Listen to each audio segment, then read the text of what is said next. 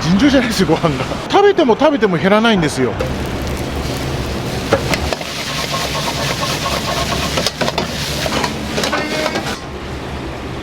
みません、エビちゃん。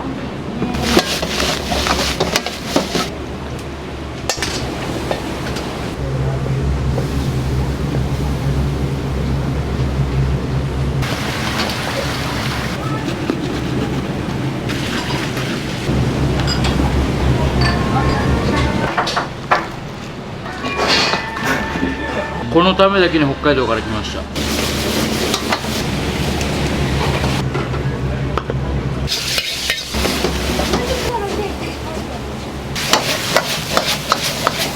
けました。行きました。食い切りました。死にます。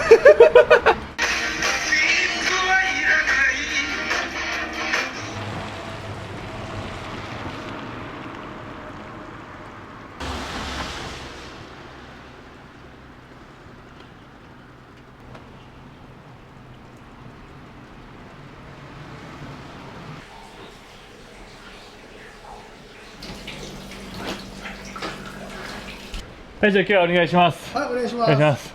どう具合は。さあ、じゃあ朝のセットから。まず朝のセットね。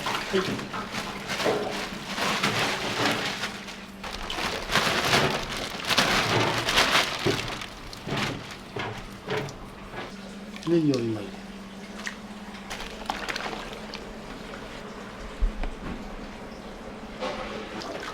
テレビ朝日さんがさ、取材に来てさ、6日に放送あんから見て、今回はね、5年ぶりにさ、コロナ明けてからライブやったのよ。ライブ？ライブ、歌のライブ。それとさ、重馬でさ、モーターパラグライダーをさ、撮りたいっていうの。え、取り行ったんですか？あさって撮り。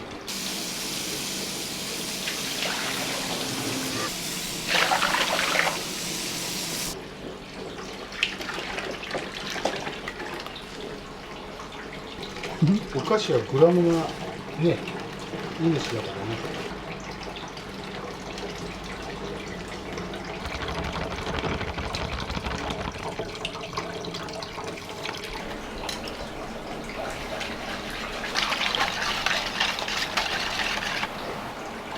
バニラです。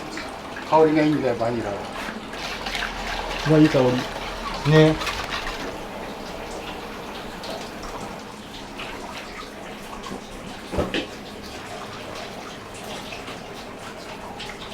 冷蔵庫ですぐ固まんねえから。ぬか漬けですか？そう。定食につけるよね。ぬか漬けだよな。食文化にはな。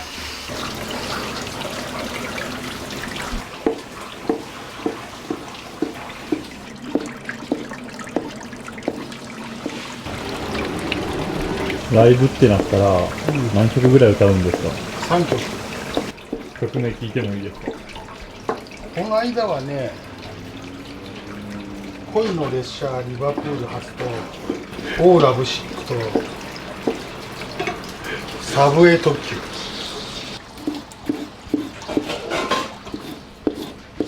おいくつでした？ 61。世代ですか、やっぱ。そうだね。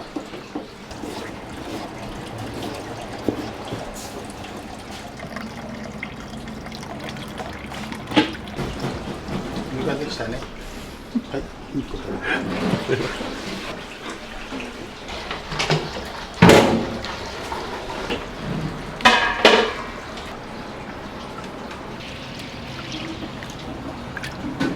4升3回です。何キロぐらい？キロ？いや、10キロ以上使ってんじゃないですか。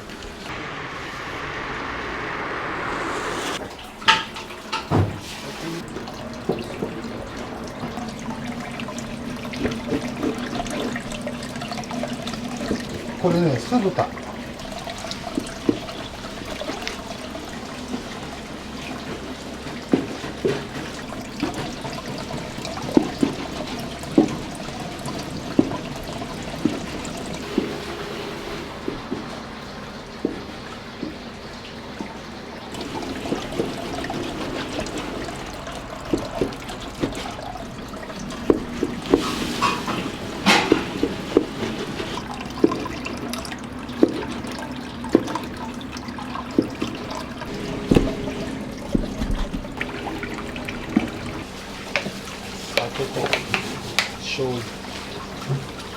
塩コショウ、おろし生姜、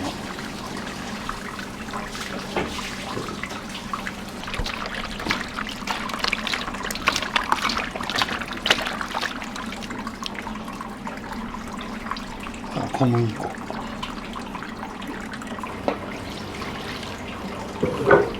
水。ちなみにそれで何人分ぐらいになるの？中華の定食で20人分ぐらいだね。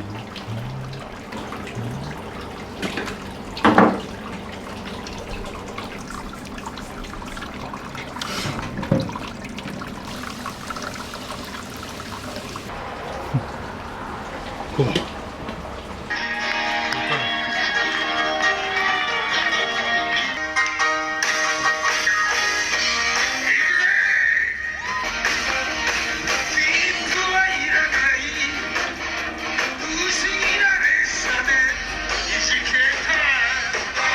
素人の集まりでさ、みんな職業別々なんだけどさ、衣装とかお借りして矢沢のコンサート行った時の衣装。自前で用意されたんですか？そうそうそう。よく皆さん白着ていくじゃない。白ばっかりじゃつまんねえじゃん。だから青買ってライブに行ってたのよ。週に1回とか練習したりするんですか？近くなってくるとそうやるよね。もう月に何回か。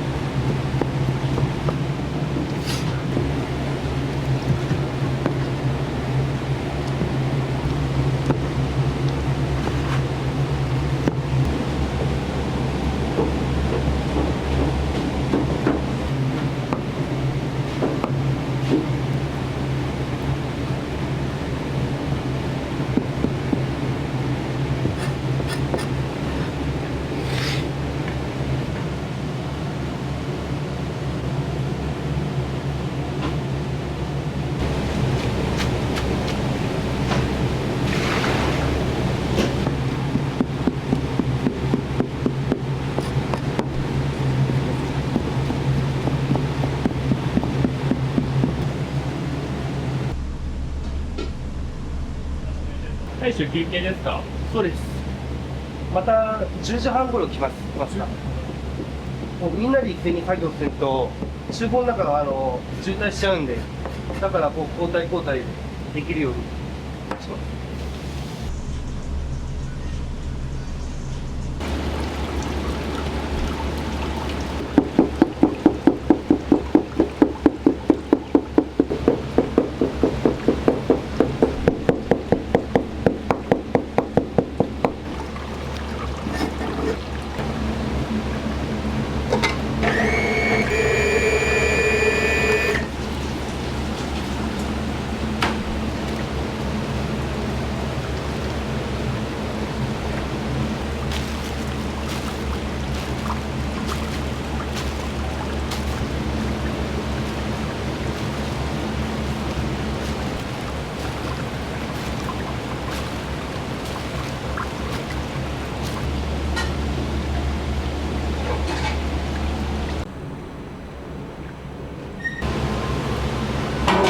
これで4種。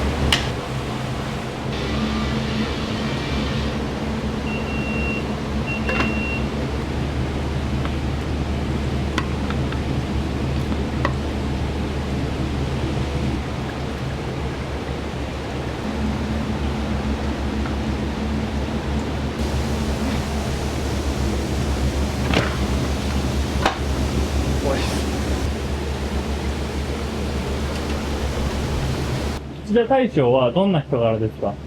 こう有言実行するタイプなんで、だからかっけえなって、俺もこういう大人になりたいなっ、一生越せない壁だなと思ってます。あとすごい面倒見てくれるし、叱るときは叱るし、ゆくゆくはちょっと自分のお店持ちたいとかもあるんですか？持ちたいです。33とか35ぐらいまでには開きたいなと思った。今おいくつになるんですか？今、26です。今年で27です。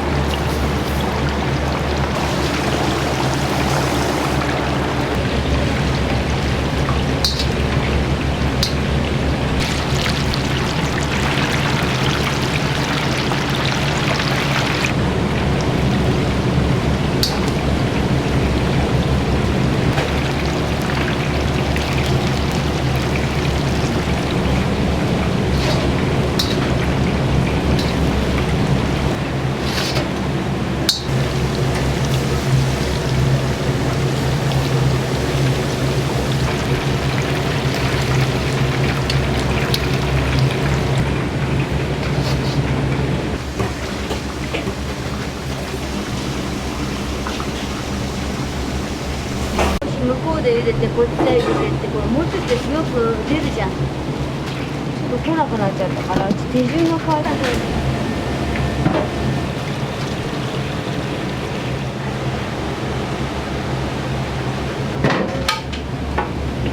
少し食べたいの。もうこんなとこまで私心配だってってかわいいつけないと。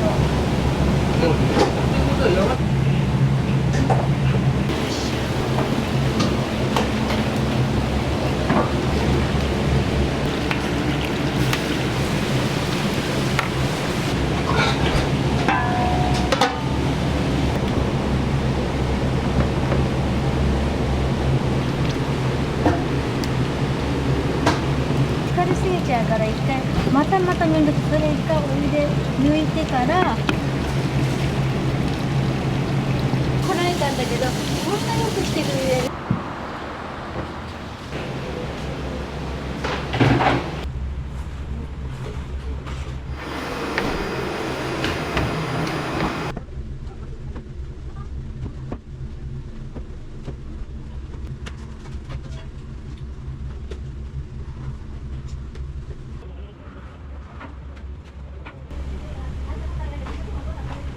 これは何ですか？これお持ち帰りのパックで。残した分は持って帰れるんですか？朝持って帰ります。はい。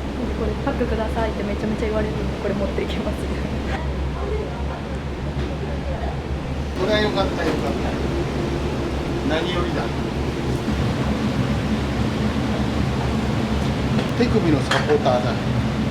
整形外科も言ってるんだけどさ、まあ、職業病ってやそうだよな。それで終わっちゃう。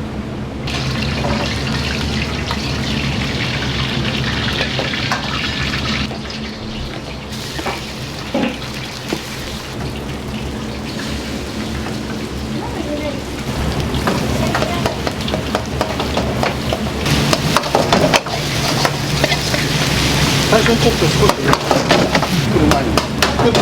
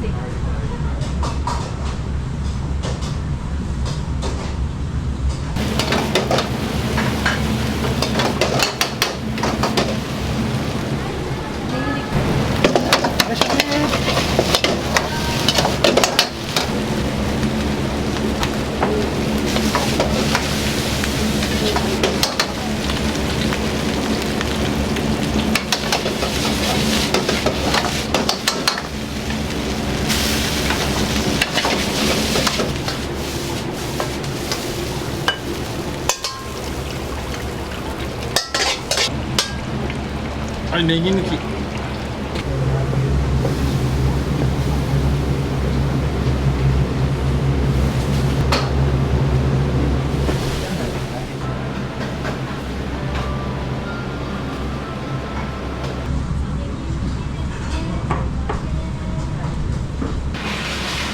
れよ、すごい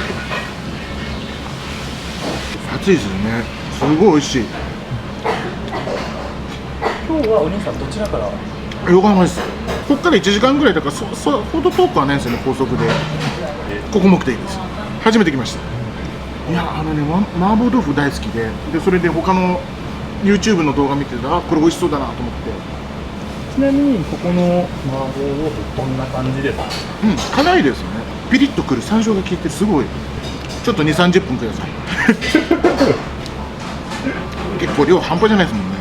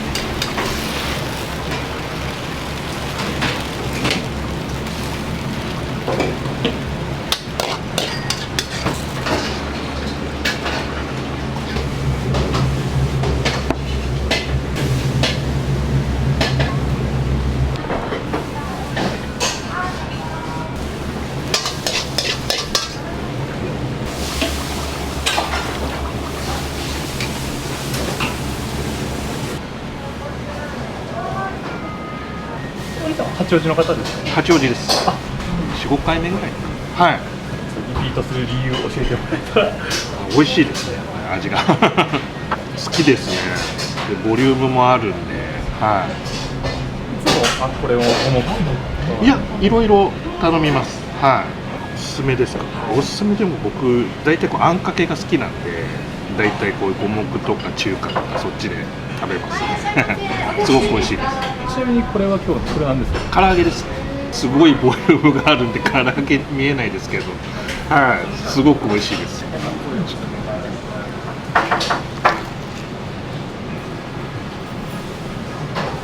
お味はいかがでしょう？美味しいです。唐揚げは前も結構持ち帰りで頼んだんですけど、すごい量。すごかった。食べきれないぐらい。食べきれないぐらい家族で食べました。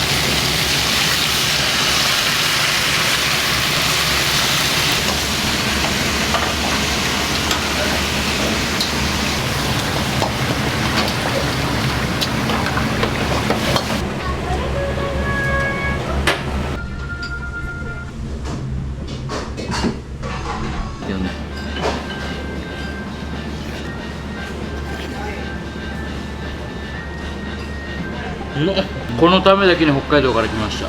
めちゃくちゃうまいですね。この大きくてこの味はハマります。ハマるぜ。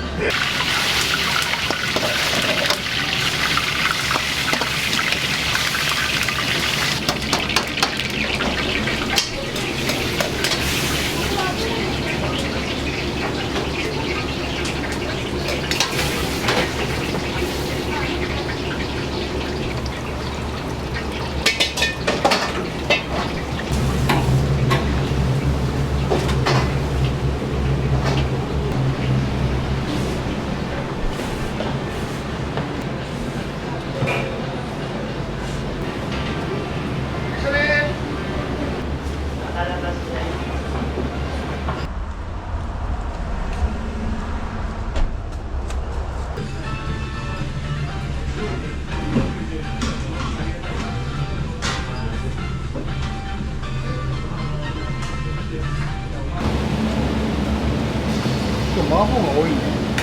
ありがたいです。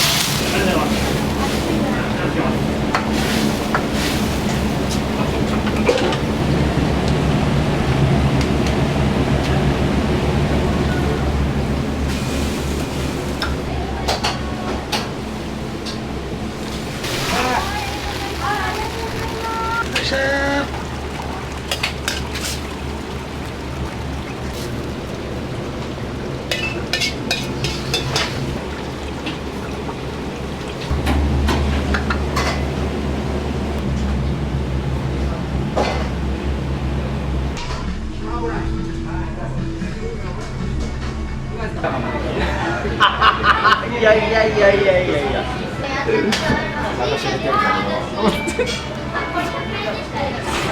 唐揚げ定食の大盛り食べれそうですか？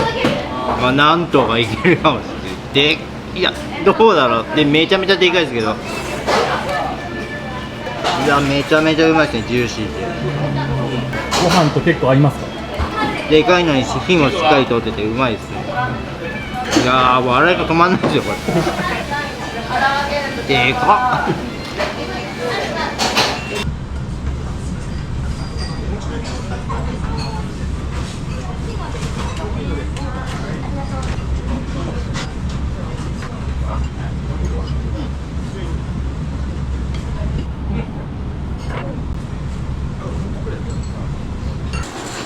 ごめんなさい。どうだったですか？いや残しましたよ。尋常じゃないですよご飯が。体感どんぐらいありました？いやもう食べても減らないんですよ。とにかく食ってもお持ち帰りにしましたもん。またチャレンジしたいですか？いやもうこれ普通のご飯で、ありがとうございます。ダメですよ。食べきれない。いつもちなみにあんま食べきれない。大体持って帰ります。食べきれました。最後に感想もらっていいですか？一言。次はすべて大盛りに挑戦します。最高。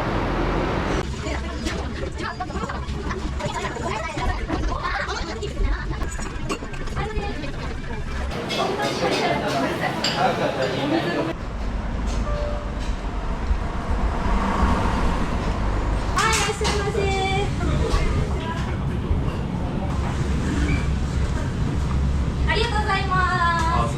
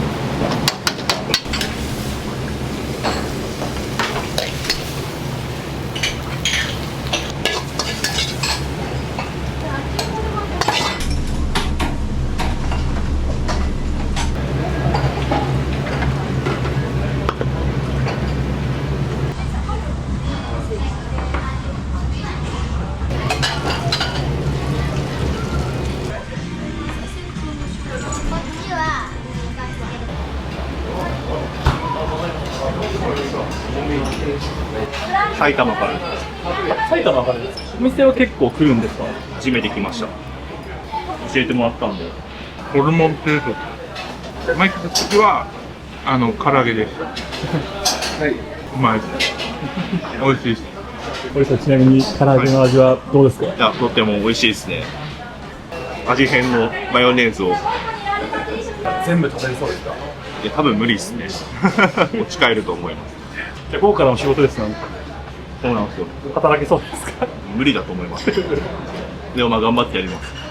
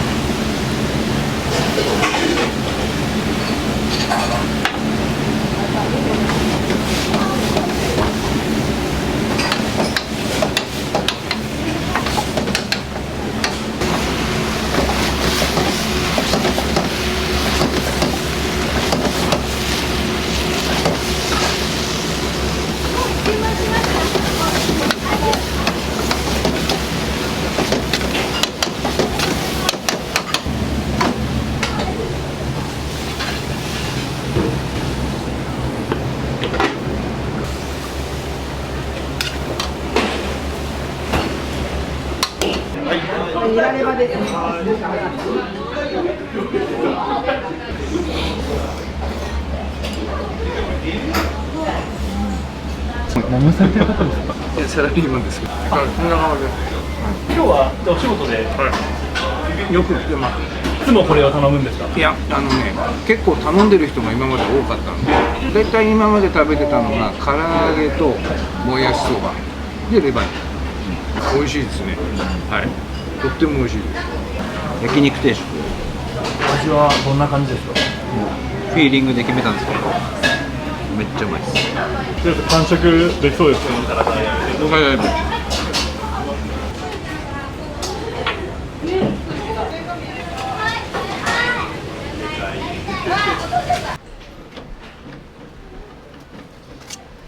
無理でした。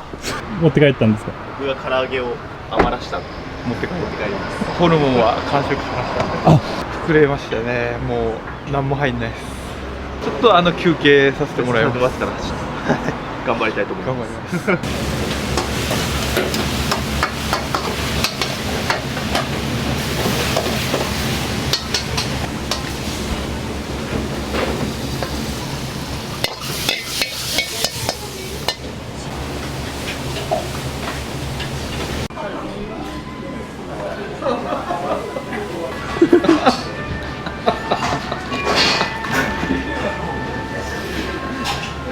初めてです。初めてですか？お店の雰囲気とかどうですか？いや、すごいです。やば。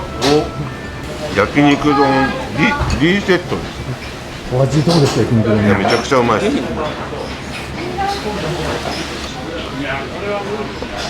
きます。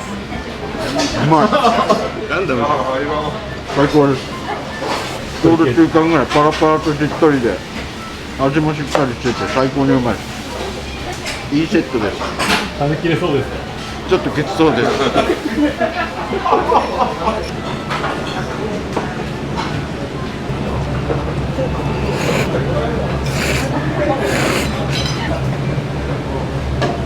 最高。めちゃくちゃ美味しいです。いいセットですね。僕は相模原から無料でこちらに。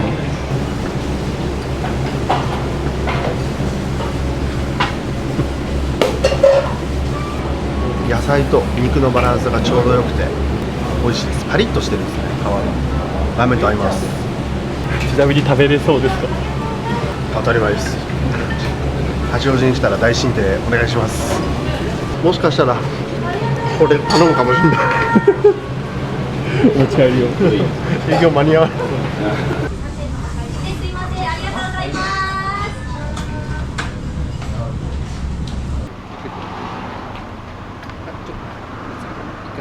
いけました。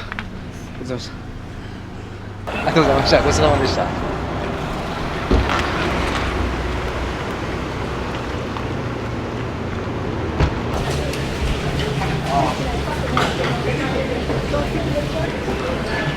制限時間がちょっと。そうですね。遅刻しちゃうと思ったら45分に向こう着いてなきゃいけないんで、それまでちょっとコンビニ行ってコーヒー飲んで切り替えて頑張りたいと思います。次のリベンジは麻婆麺食べてみたいので、次は万全で前の日に夜ご飯食べないで来たいと思います。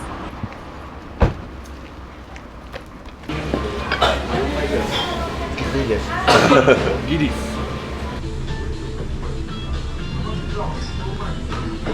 ごちそうさまでした。いけたっすか？食べてもらいました。ごちそうさまでした。ありがとうございます。行きました。食い切りました。死にます。午後も頑張ります。ありがとうございます。ありがとうございます。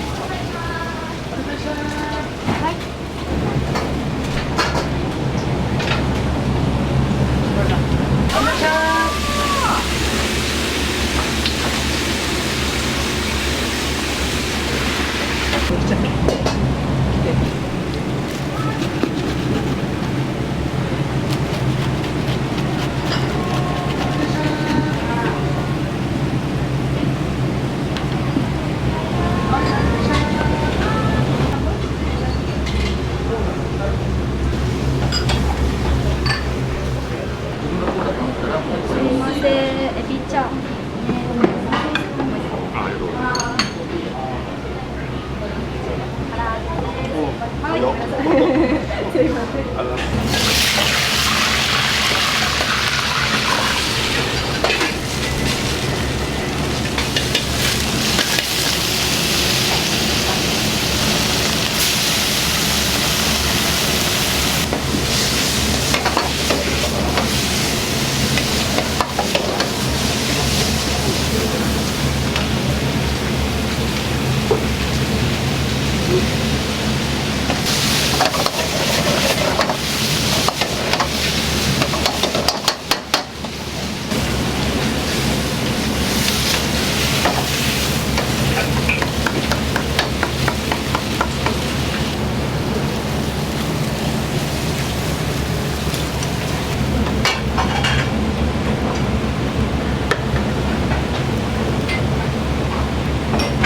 れ甜麺醤。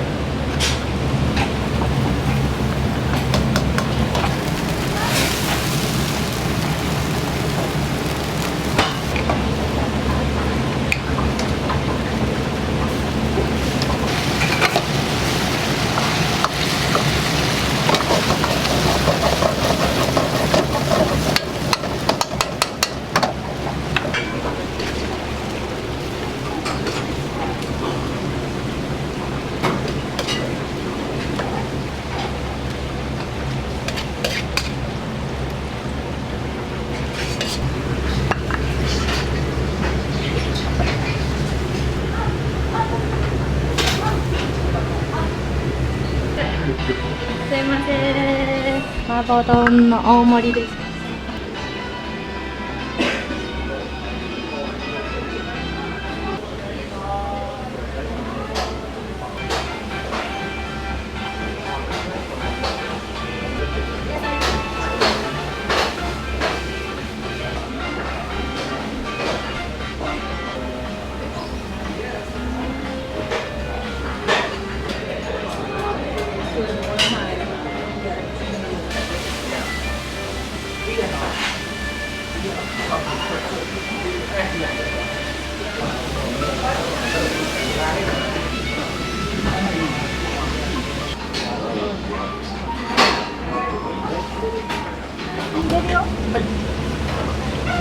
ちょっとお時間かかるから。一定食で何グラムその時の量にもよるんだけど、このでかいんだったら5個。 800グラムで。そう。で、唐揚げ定食？今米もすごいじゃん。鶏も安い時今倍上がってるから。ギリギリ。一皿に定食で100円取れるか取れるぐらいの。でももうまたほら相場だから米も下がる時もあるし、鶏肉も下がる場合もあるから、今ちょっとギリまあできるから。死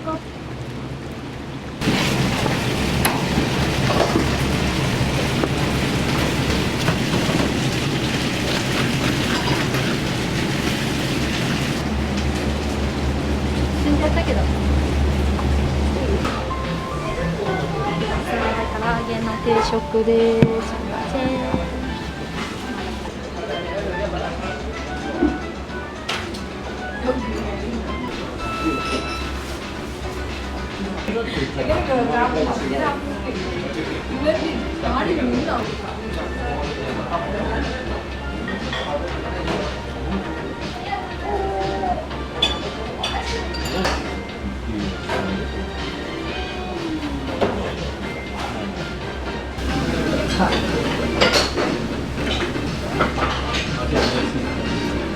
最初ありがとうございました。ありがとうございました。お疲れ様でした。量が多いじゃないですか。ちょっと経営をしてて困ってることとか、ちょっとこんなことがあったら聞きたいんですけど。困ってるってどの店もそうだと思うんだけどさ、もう物がみんな米から油から、ここのとこほらキャベツとか野菜が下がってくれたから少しありがたいんだけどね、油とかなんかもう一回上がるとなかなか下がんなくてね、もう大変。多分どの店も大変だと思うんだけどね、いい時代じゃなくなったっていう感じですかね。抱負とかちょっとあったら聞きたいんですけど。そうだね、抱負ね。まあ健康で元気で仕事も遊びもね続けられたら一番いいんじゃないかなと思いますよ。ありがとうございます。皆さん家族じゃないですか。うん、家族でやっててよかったなと思うことがあったら。家族でやっててよかったなっていうのはもう、まあ、言いたいこと言える、遠慮しないでね、ストレスをためないでやれるっていうとこかね。息子さんいらっしゃるじゃないですか。うん、やっぱあとは継がれるんですか？ね、やってくれるとは言ってるけどね、まあ、この先どうかわかんないんだけどさ、まあありがたい話だよね。助かります。最後にいつも来るお客さんとか常連さんにちょっと一言あったらお願いします。本当にもうね、開店からずっと来てくれるお客さんもいるし、つい最近インターネットでなんかコマーシャル見て来てくれる人もいるし、皆さん遠いとこからね車乗って来てくれるし、本当皆さんどうもありがとうございます。感謝します。これからも大進店よろしくお願いします。今日は一日ありがとうございます。ありがとうございました。お疲れ様でした。すいません、お待たせしました。お待たせいたしました。どうぞ。醤油です。お預かりします。あ、よかった。ありがとうございます。美味しいです。ご飯を食べたくなるような味付けにしてますね。すいません、失礼しました。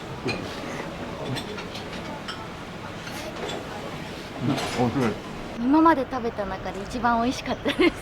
やみつきになります。10はある。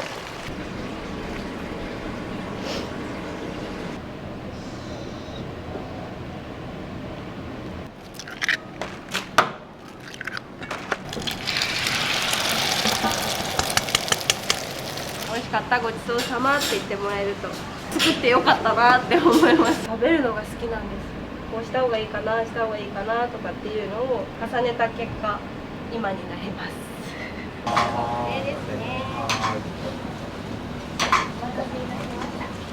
死にそうになるけど、そんな死んでられないから、お店やってる以上私がやっぱ責任持ってやらないとなとは思ってます。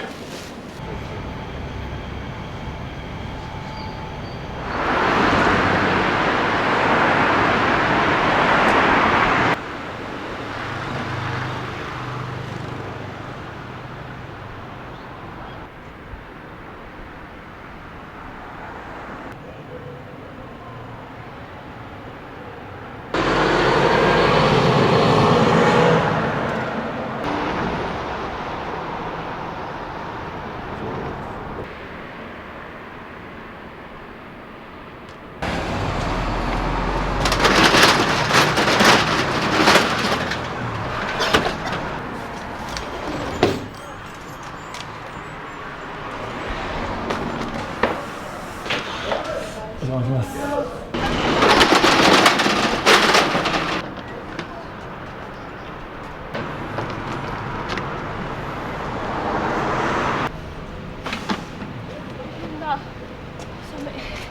それは何を？お店の携帯が鳴るんですよ。で、いつも使ってるから電話出られなくて。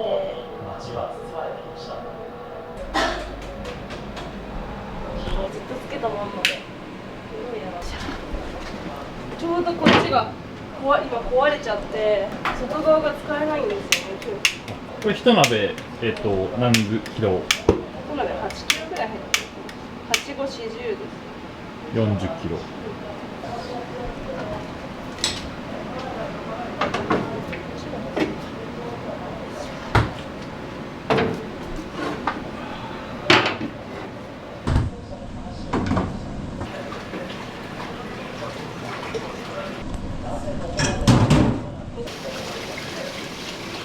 通勤は車で高速道路できてる。東京と神奈川の境目、2時間ぐらいから6時に出たから家を。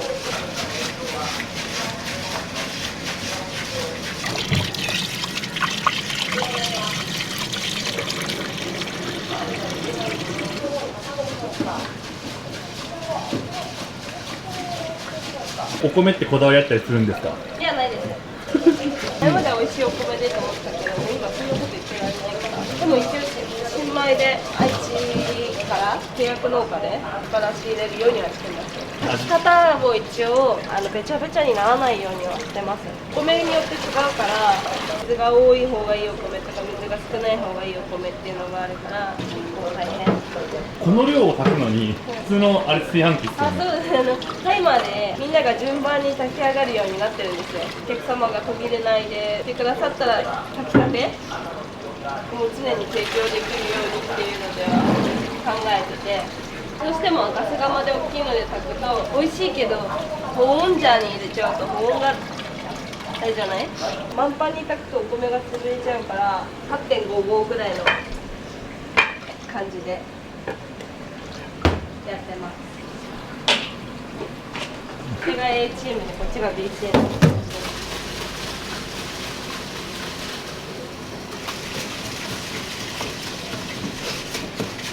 でお母さんがもつ嫌いで、はい。お父さんはもつ好きだったんですけど、その時期でお母さん嫌いだから私も嫌いと思ってお店やろうって思うまであんま食べたことなかった。私で31です。お店は何歳で？今3年目だから18の時にお店をオープンしたんですね。こうやって人は年を取っていくんだなって思います。順調というか、いや上がることもないし下がることもないしありがたいことだけど、でも平行線じゃあれだからいろいろ考えてるのがいるんですけどね、今ね。この目指しているところがあるんですか？大きく広げようっていうのはないですけど、場所を変えたいですね。まずは駐車場がないから車が止めやすいような場所でどれだけ勝負できるかなって感じかな。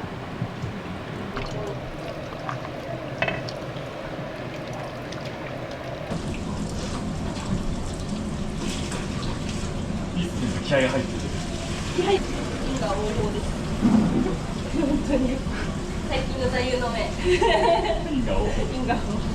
テレビのさニュースでお子さんがお寺のお供えを盗んで食べちゃったっていうニュースがあって、それでお坊さんが因果応報でございますってすごい言葉だなと思って、全部自分に返ってくるっていう意味でお坊さんを使ったんだけど、全部正直に生きようと思って。悪いことしたら悪いことに全部自分に返ってくる。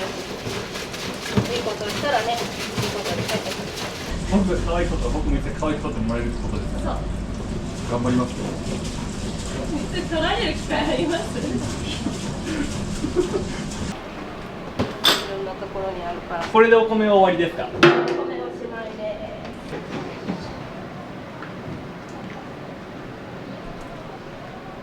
店主こだわりのブレンド米を使用。お客さんがお米大盛りで食べられてるからお米美味しいんだろうなと思って。炊きたてだから。外でご飯食べる時とかはガス釜で炊いた保温ジャーで保温されたお米じゃない。家で自分でお米炊いたら炊きたてのご飯が食べられるけど、で一人暮らしの時にあんまり炊きたてのご飯って食べないんですよ。足長いですね。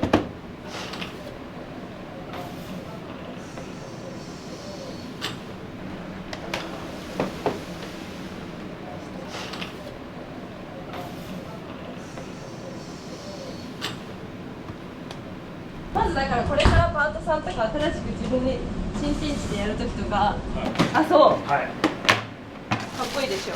100円ショップで500円。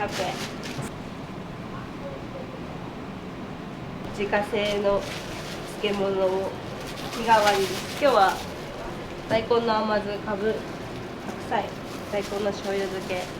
ここら辺の組み合わせは、適当に。みんなが思ってるよりちゃんとした人じゃないんですよ。適当なんです。いつもみんな消えてるもん、パートさんも。私が煮込み作るときに醤油とかピュッピュッピュッってやっててわからないから、ごめんなさい、脱ぎ違いました。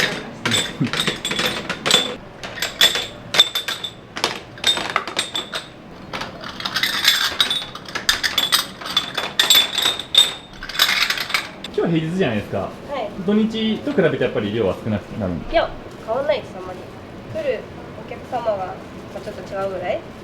この辺で働いてらっしゃる方がやっぱ平日は多くて、土日は逆にちょっと遠方から食べに来てくださったりとか、ファミリーが多いですね、土日とかは。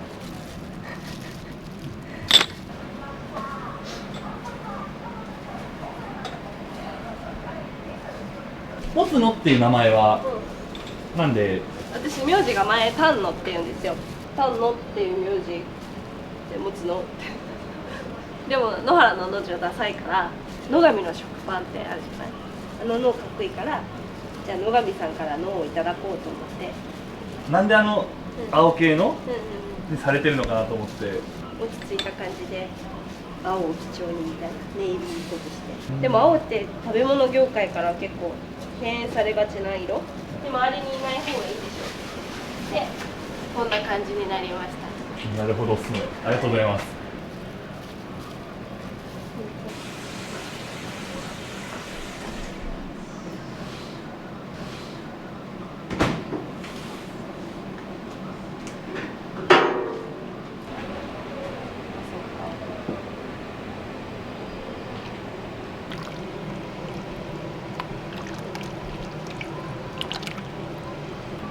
焦げないように混ぜてます。焦げちゃうんですよ、下が。こっちの外側が壊れちゃってつかないんで、ちょっと鍋を入れ替えます。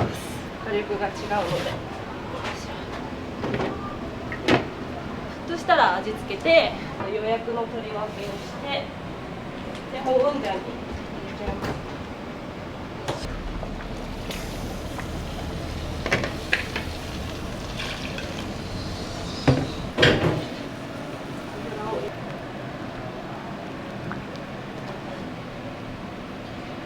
お子さんはいらっしゃるんですか？そう、1人1歳半です。朝起こしてご飯食べさせて、6時に寝るから、保育園送るのは夫にお願いして、土日は5時半に家出ます。何時に起きるんですか？いつも4時半に起きてます。寝るのは10時、11時。スーパーマンです。いやいやいやいやいやいやいや。今日撮影じゃないですか。寝るの遅いと肌がちょっとブツブツになるから、昨日は気合い入れて9時半に寝ました。ちゃんと早く寝たからさ、お肌の調子朝から良かった。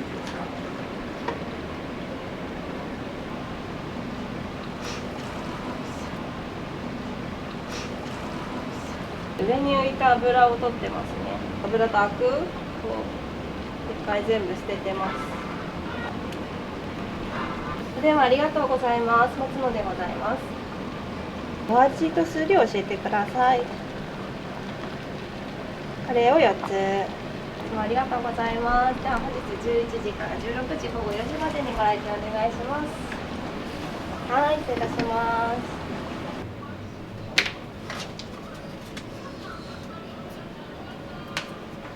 こんな感じで電話かかってくるんですね、予約の。そうなんです。だから手離せないでしょ。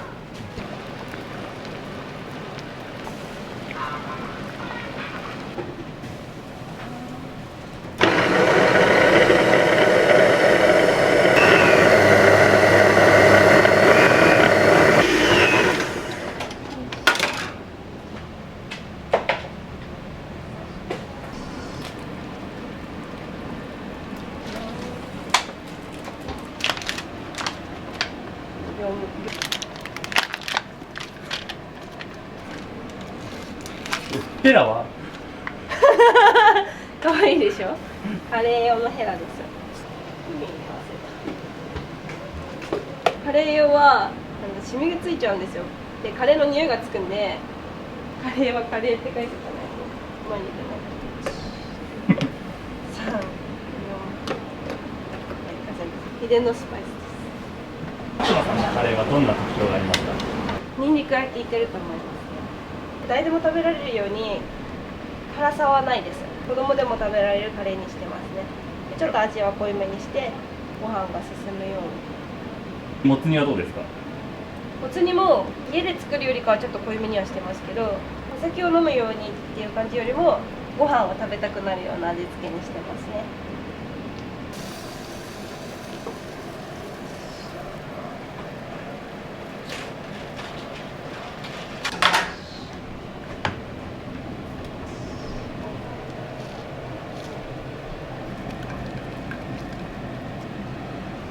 パンチがあっていいです。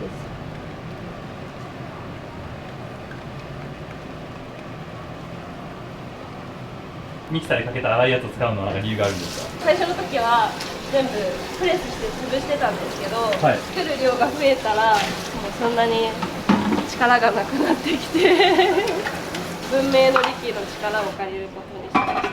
このぐらい粗くないとニンニクの雑味じゃないけど、はい。ちょっと角が出てきちゃうんで、だからこのぐらいちょっと粗めにしてやってます。すりおろしだとちょっとねツーンとするんだよね。瓶とかで売ってるようなもともとすりおろしてあったりみじん切りしてあったりするやつだと、どうしてもそれを保たせるための保存料が入ってるから、それがまた味の雑味になってくるから、だから一応生のニンニクを使ってます。ここまでその味を追求されてるっていうのは誰かに教えていただいたりされたんですか？食べるのが好きなんです。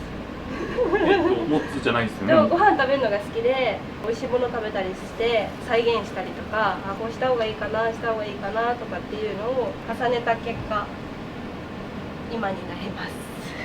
今でもまだいろいろ改善することはたくさんありますからね。でも子供の時から料理は好きですね。食べるのが昔から好きで。割にはすごいスリム。ここにあった子が。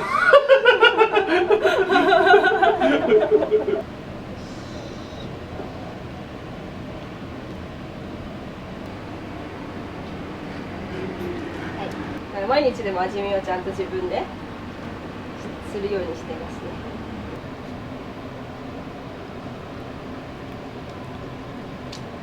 美味しいです。匂いがしますね。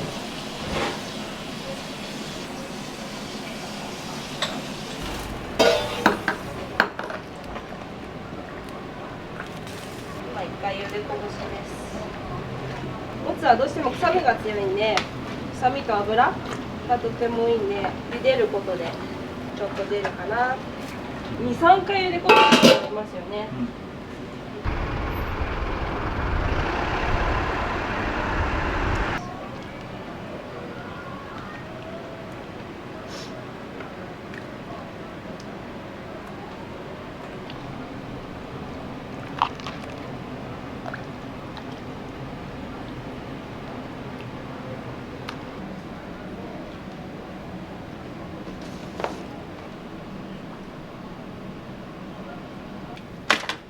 これ全部あれですか？予約。でも店内が本当に忙しくて、多い時はもうなんか1日に100人ぐらい見てきます。ありがたいですよね、本当にね。100人こう接客した後に家に帰って今度は子育てが始まるわけですね。営業終わって仕込みして片付けして4時から4時半までに出ないと保育園のお迎えに間に合わないんですよね。ご飯作ってお風呂入れて。プライベートの時間。ゆっくりしてるってあんまないね。朝起きてからずっとだね。死にそうになるけどそんな死んでられないから、お店行かないといけないし、今日はもう疲れたから店開けるのやめようかななんて思ってても、予約してくれてるお客さんがいるから行かなきゃ、頑張れ頑張れそう行くまではねしんどいの。行ってみたら楽しいんですよ逆に仕込みを自分でされるのはなんでなんですか？味に関してはやっぱり味見してもらってそれを出すっていうのはできない。自分で作って自分で味見しないとそんなの不安じゃないですか。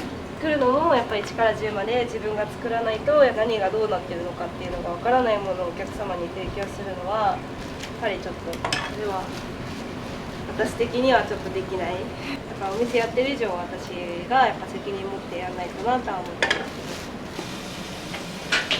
よいしょ。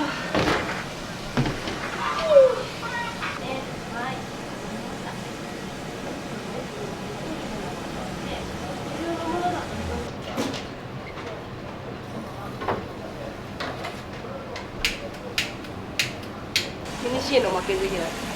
気になったこととかは解決方法とかその先の道筋とかそういうのを全部決めないとすっきりしないから常になんか考えてます。だからすごい複雑な夢を見るんですよ後ろからイワシを持ってイワシをめっちゃ投げられて追いかけられる夢とかちょっとぶっ飛んでるでしょ。だいぶぶっ飛んでますよ無呼吸的なやつですか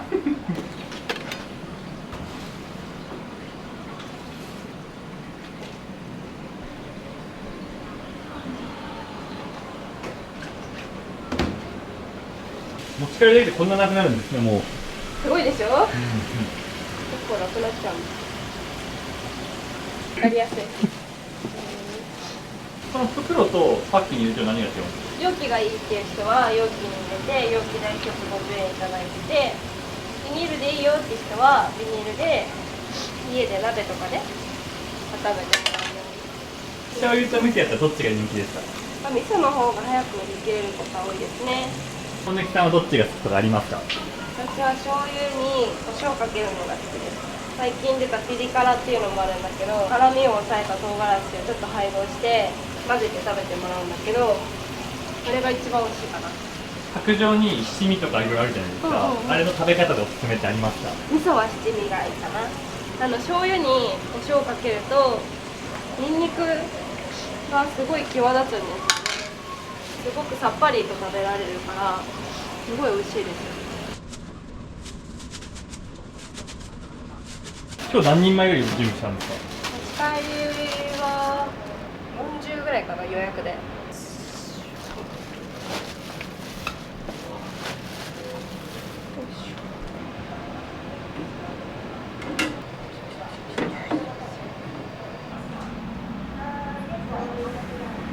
小中大あるじゃないですか、はい、これちょっとグラム数とか聞いてもいいですか？グラムはね、決まってないの。私のすくうさじ加減、カレーだったらお玉4杯、もつ小だったら3杯。ご飯もグラム測んない。グラム1回測ったことあるけど、はい、だいたいね、大盛りで600、700ぐらいあったかな。普通盛りで200、250、300。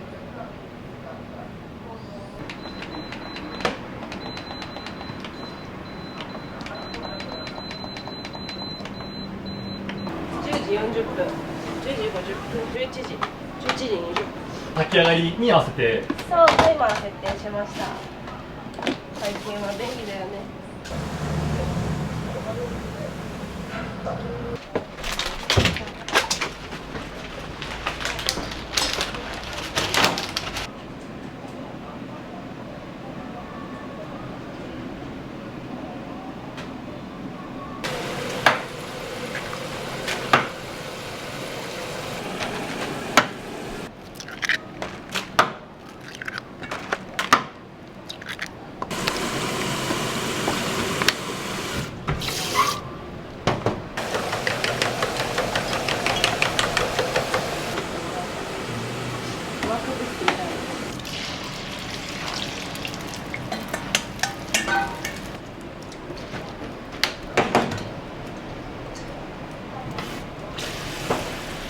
これ握りがあるんですか？そう、4種類あります。甘い卵が私は好きです。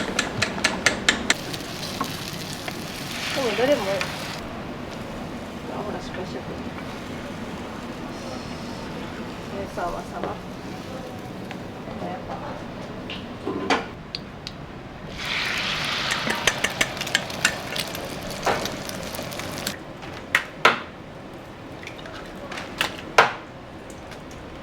これの作り方とかは自分で開発されたんですか？卵？まあそうですね。我流です。何回も失敗したもん、卵焼き。もともとはいろんなことやったんですよ。小料理じゃないけど、はい、ポテトサラダがあったりとか、小鉢的な一品を出してたんですけど、はい、いろんなものを作っとかないといけないのが大変で、卵に思い切って絞っちゃおうと思って、卵だけでやっていくことを決めました。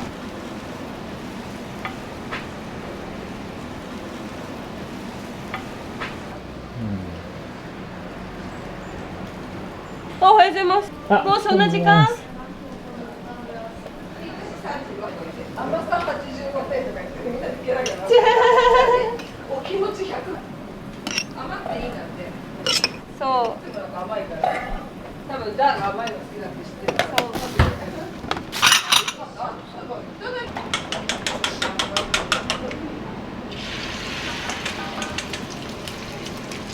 あとは今から何をされるんですか？予約用のネギを作ってくれたり、何してくれるんだろう。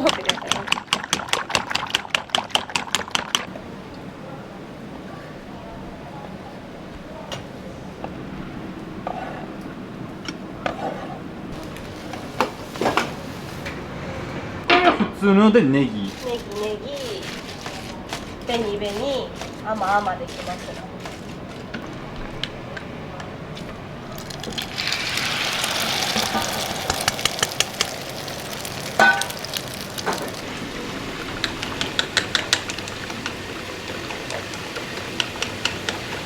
このファッションはオーバーオールなのは毎日オーバーオールで出勤してきてます作業着です選ばなくて済むし汚れても全然気にしないから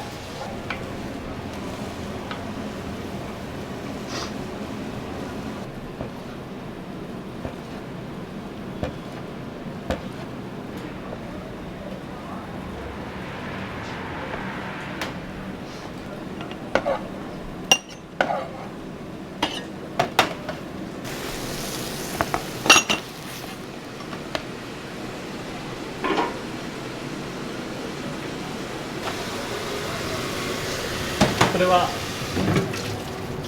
甘いのですね特製だし卵焼き作るときに層を巻くやり方が結構多いと、切って冷えてからでもふんわりしたのが提供できるように考えた結果層にしないで半生状態で巻き上げてあと余熱で火を通す感じにしてます。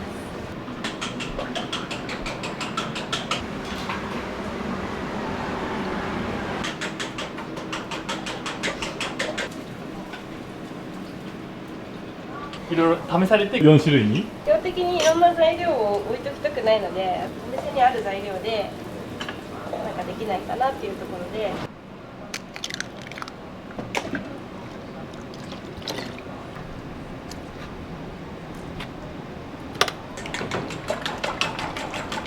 ここら辺ももう手が覚えてるみたいな感じです。目分量というか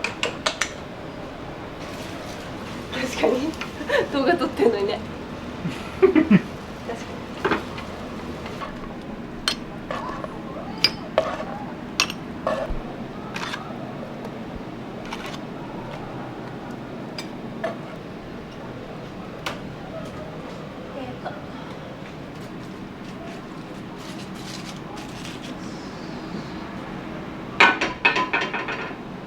こういう作られるんですね。1皿100円なんで追加で取ってくれる人が多いかな。私もらった瞬間に意見変えたから。いや本当でもそんな甘かったよと思って言うなんて。でも美味しかったよあれはあれで全然。お菓子だったでしょ。カステラみたいな感じ。夜さ。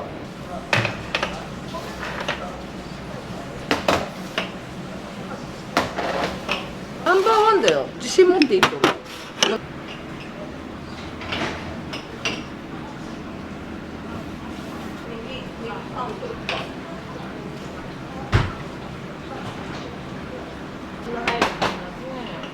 あ、家でもほら。ま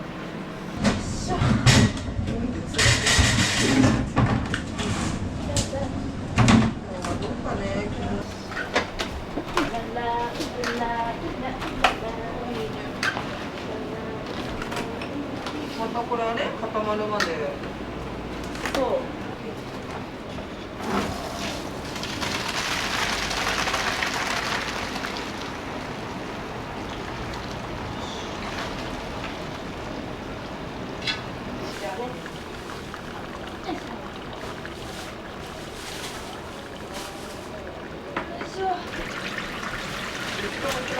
ブニャーンってやつを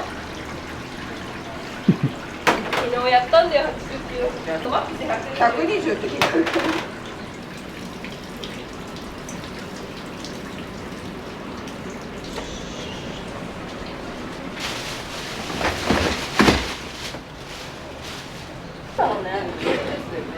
そう、ステンレスなんだよ。なんだろうね。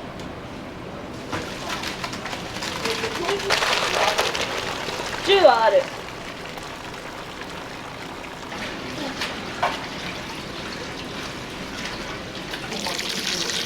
今日さ、1人が多いんだよね。朝からさ重労働するんだってあんなん分かってくれます？朝から重労働って分かってくれます？大変なんですよ、いつも朝。これは今から明日の分を仕込みます。すごい同時並行ですね。すごいですね。冷やしながらね。と今あちらはネギをカウントして予約の方のネギを。味噌と醤油で変えられたりするんですか？もちろん同じですよ。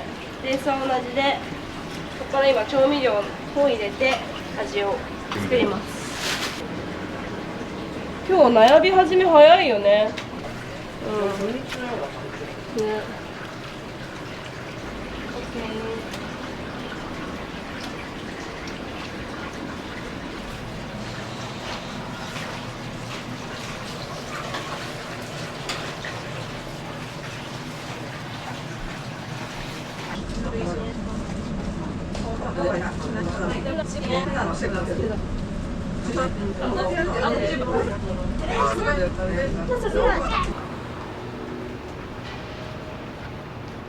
毎日こんな感じですか？毎日こんな感じ。もういるよ、いっぱい。あ、本当だ。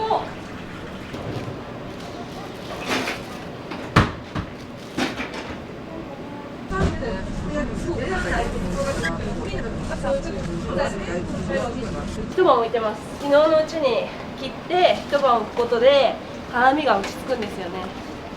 開店30分前ですけど、何をするんですか？ごぼうを切ります。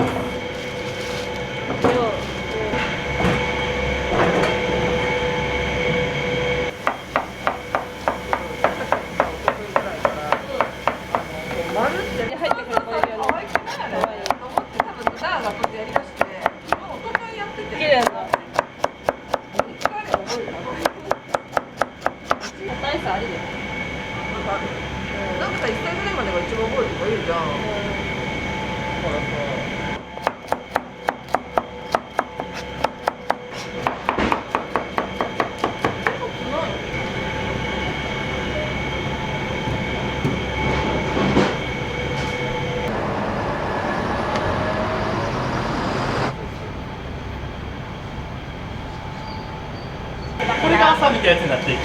そうなんです。想像つかないでしょ。一回火通したやつを3時間ぐらいコトコトしてます。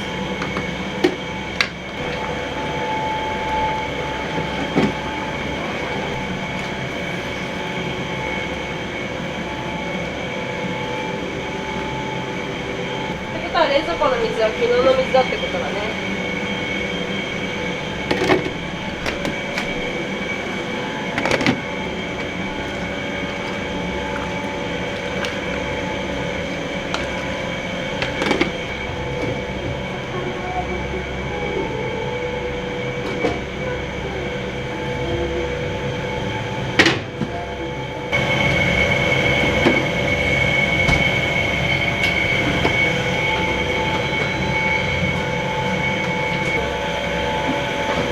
これでもう厨房の仕込みは終わりです。この人のが何するんですか？開いてきます。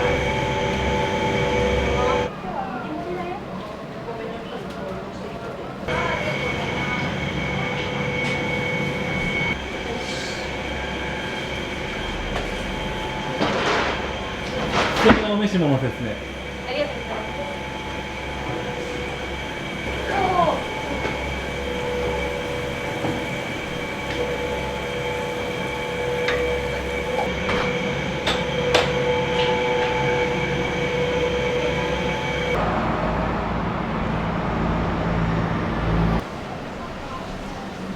石盛り定食中がおすすめです。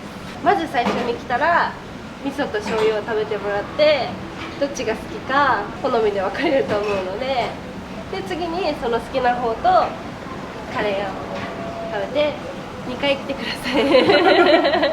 ありがとうございます。はい、すいません、お待たせしました。寒い中ありがとうございます。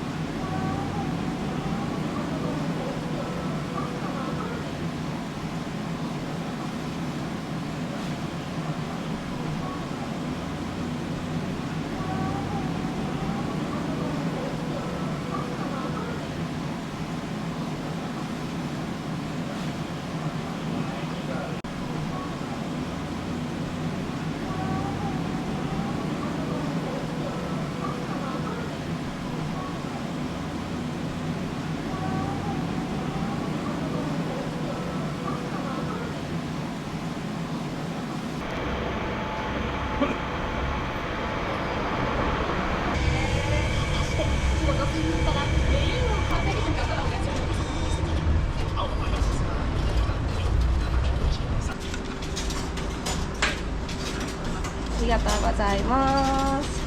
お味どうしますか？味噌と塩入れ。はい。ありがとうございます。ネギは乗せてもいいですか？はい。ありがとうございます。お待ちください。大盛り2個。ごめん。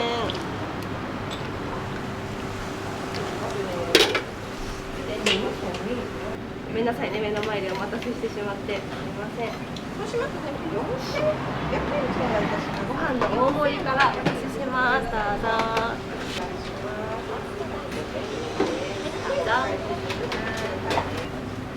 先に醤油からご用意します。特の醤油ですね。吹いてる。醤油です。色が真っ赤なのでね、あれなんですけど。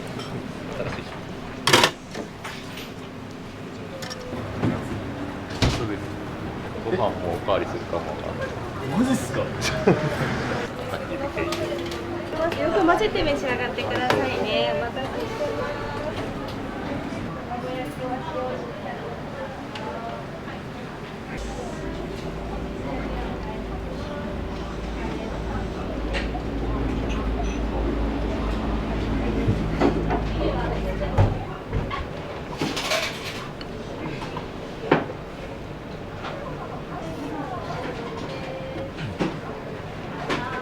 どちらの方から？愛知県でもつ煮食べにと、あと高尾山登りに行きました。何時から今日待ってたんですか10時前に着きましたね。お店は何回目なんですか、利用されるのは。2回目。2回目、3種類あるんで、全部個性があって、1種類だけでは物足りないですね。こっちが醤油で、こっちが味噌なんですけど、味噌にピリ辛を追加しました。お味はどうですか？めっちゃ美味しいです。もつ柔らかいですね。特大食べれそうですか？余裕です。お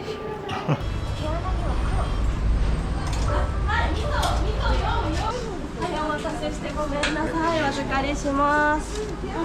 カレーと味噌で。はい。ネギ増しですね。はい。卵焼きお味4種類あるのでどうぞ。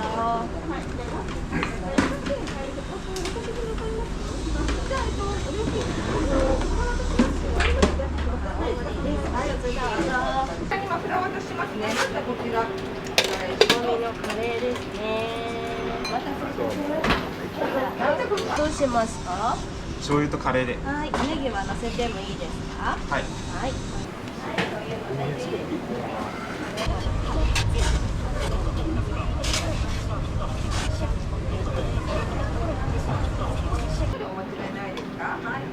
ありがとうございます。お味はどうしますか？味噌と醤油。味噌醤油でネギは乗せてもいいですか？はい。いらっしゃいませ。お待ちください。いらっしゃいませ。ありがとうございます。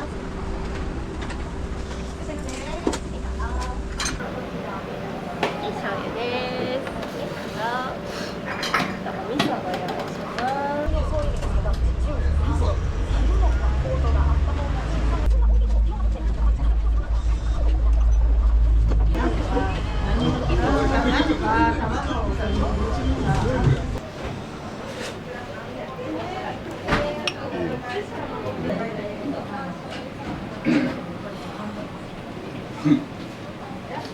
地元の方ですか？茅ヶ崎の仕事前に。どうですか、もつの味は。めっちゃうまいです。全部食べました。カレーがやっぱ気になる。実際どうですか？うまいです。すごい柔らかいですね。噛んでてもすぐなくなっちゃうぐらい。この3つ食べられてみて一番美味しいなと思うどれですか？僕味噌が好きですかね。で辛み増したんですけど、これうまいです。卵はどうですか？僕しょっぱい卵焼きが好きで、ネギ入ってるやつが好きなんですよ。バッチリのやつに来ました。美味しいです。また来ます。ありがとうございます。は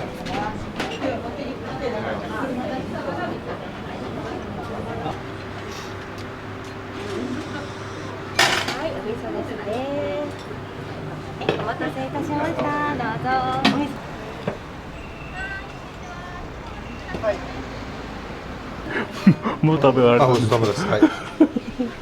3回目ですね。今日は何頼まれたんですか？今日はカレーと味噌。醤油と味噌の場合もあるけど、まあ味噌と何かどっちかにしてます。最高ですね実は味以外にもやっぱり、店員さん2人ともねホスピタリティというかおもてなしがすごいからそういう意味で来てるのはあります、この後仕事行きます頑張ってください。ありがとうございます。ありがとうございます。今日お待ちいただいてましたよね。申し訳なかったですね。お腹いっぱいになりました。お気をつけてお帰りくださいね。どうもありがとうございます。またよろしくお願いいたします。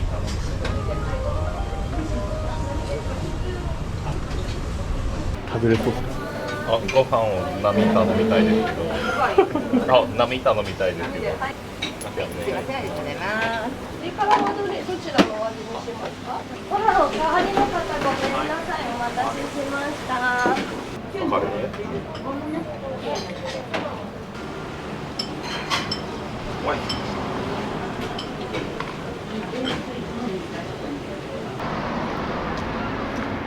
最高です仕事はできそうですか？大丈夫ですバリバリ働きますすごい美味しかったです。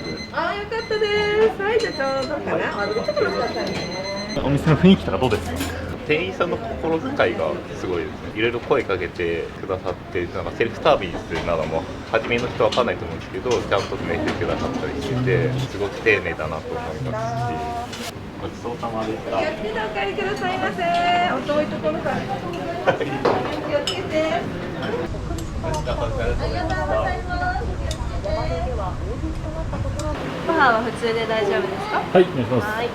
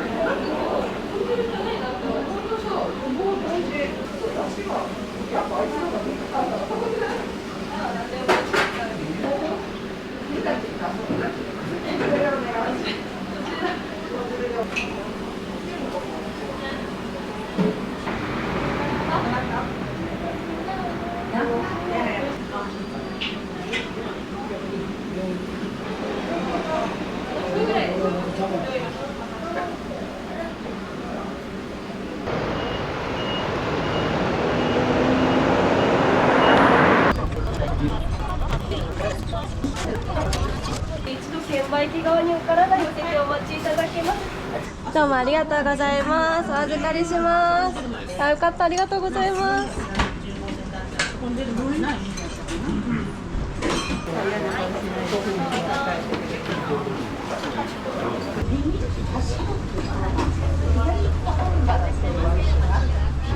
お味はどうしますか？味噌と醤油はい。ネギはなしで。ネギなしで、はい。お味噌汁もネギない方がいいですか？これもネギ入ってない。甘くない方ですね。ネギなし味噌で。ありがとうござい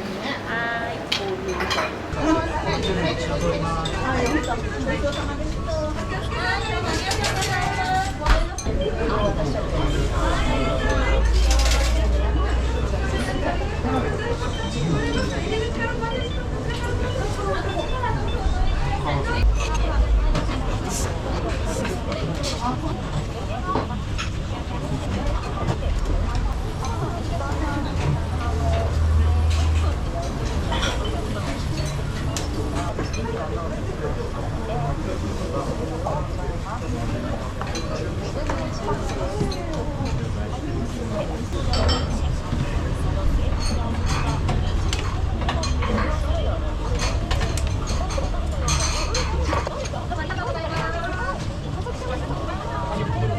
妻がもつ煮が大好きで調べてくれてきてこのもつ煮はどうでしたか？今まで食べた中で一番美味しかったです。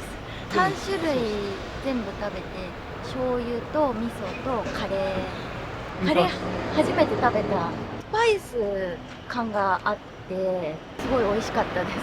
人参とかもすごい柔らかくてすごいびっくりしました。お店の方の雰囲気とかどうですか？すごい声掛けとか気遣いが素晴らしいなと思いました。素晴らしかったです。また来たいなと思いますね。これぐらいのペースなので、もうずーっと。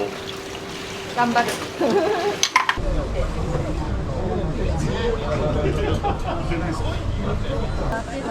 そうだね。はい、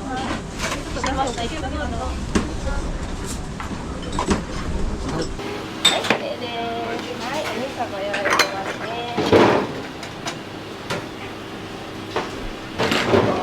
大丈夫？お助け隊がいますので。ではね、玉ねぎシェラーしてみよう。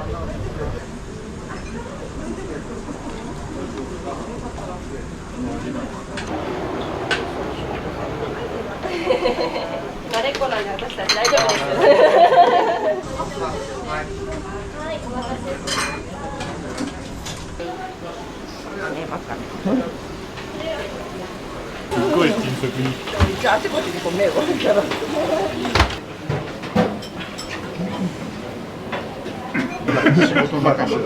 並ばれたんですか。はい。このもつの味とか。柔らかく美味しい。他にない大きさというか。そうです。こんなでかいもつ初めて食べました。すみません、失礼しました。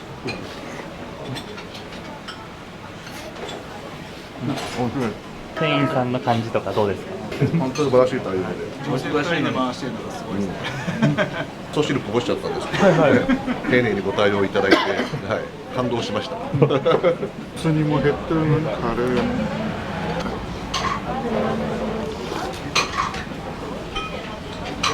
カレーうまい。ちゃんと作ってる感がすごいあって。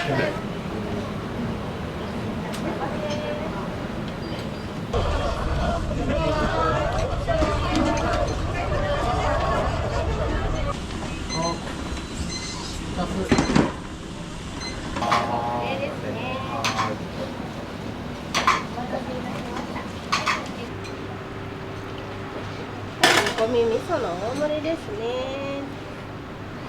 お待たせいたしました。熱いので気をつけてください。そのお味は味噌カレー。味噌カレーで、はい。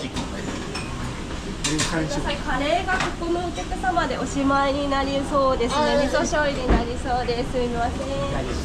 カレーは売り切れです。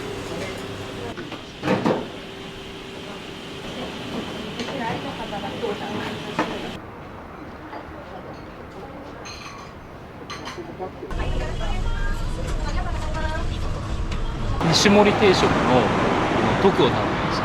もつの感じどうですか。すごい大きくて柔らかくて美味しかった。どの味が一番気に入りましたか。味噌味です。ご飯が止まらない感じが好きでした。ありがとうございます。何名様ですか。4名様。カレーがまずなくなっていて、あとお味噌もちょっとなくなってきておりまして。テーブルすみません、助かります。ちょっと待ってくださいね。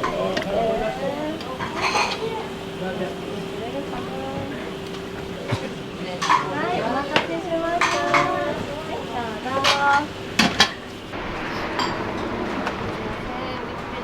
申し訳ないです。またお願いします。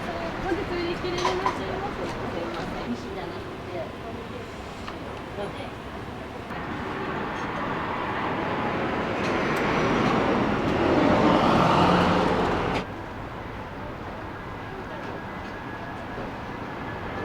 ごめんなさい。売り切れになっちゃいますね。はい、申し訳ございません。まだ12時半ぐらいなんですけど、はい。だいたいこの時間には。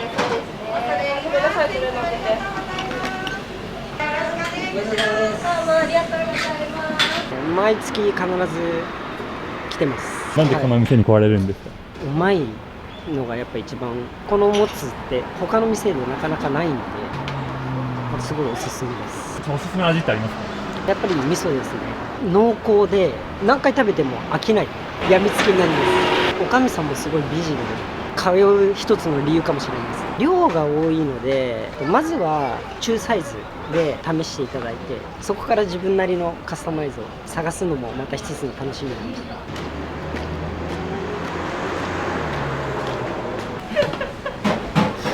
どうぞ。はい、どうぞ。再生回数がいっぱい上がってくれて、うちのお客さんに反響あればいいけどね。も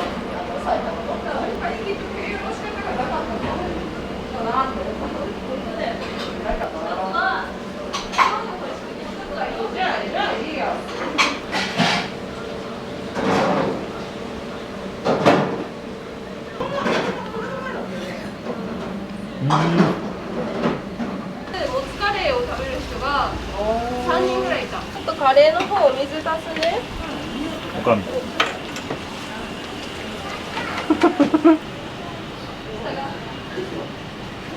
持ち帰りも含めると今日も150。何時ぐらいに来たらおすすめですよとかありますか11時から開店なんですけど、早い時だと12時半前後に売り切れちゃうことがあるので、それまでに来ていただけたら確実ですね。お二人見てると結構積極的にお客さんとコミュニケーションを取ってる印象があったんですけど、そこも結構気をつけてるところですか？そうですね、楽しく仕事してます。一応皆さんにはお声かけはするようにはしてます。お待たせしましたっていうのは必ずお伝えすることと、味は何ですかっていうことで会話のきっかけが生まれるので、嫌な思いしないようにとかっていうところでは声かけの工夫はしてますけど。終わっちゃいました。ごめんなさい。すいません。またよろしくお願いいたします。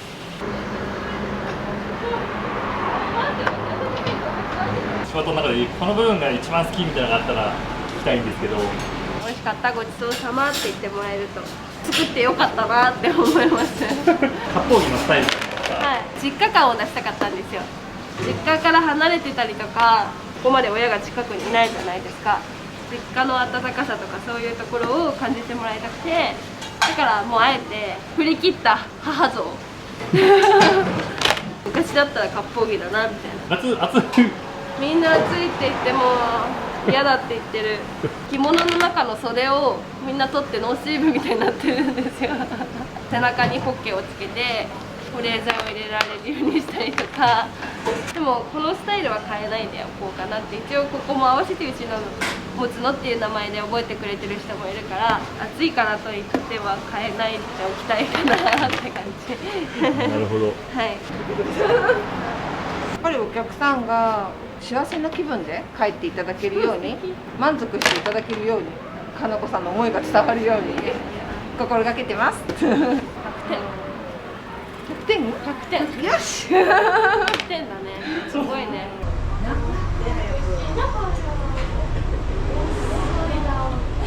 頑張れ頑張れ頑張って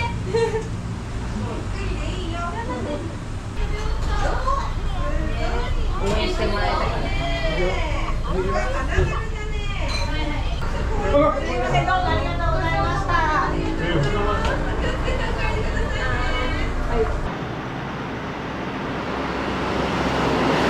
小西さん、今日はありがとうございました。ありがとうございました。お店の創業の年を教えてください。2022年の4月です。今ちょっと力を入れていることとか頑張っていることがあればお伺いしたい。常にうちのお店に来るお客さんに満足していただくために何がベストかなっていうのをなんかいつも考えてます。できることから進めていってますね。今は駐車場がうちどうしてもないので、ご不便かけちゃったりとかするところは改善しないとなっていうところでやってるんですけど。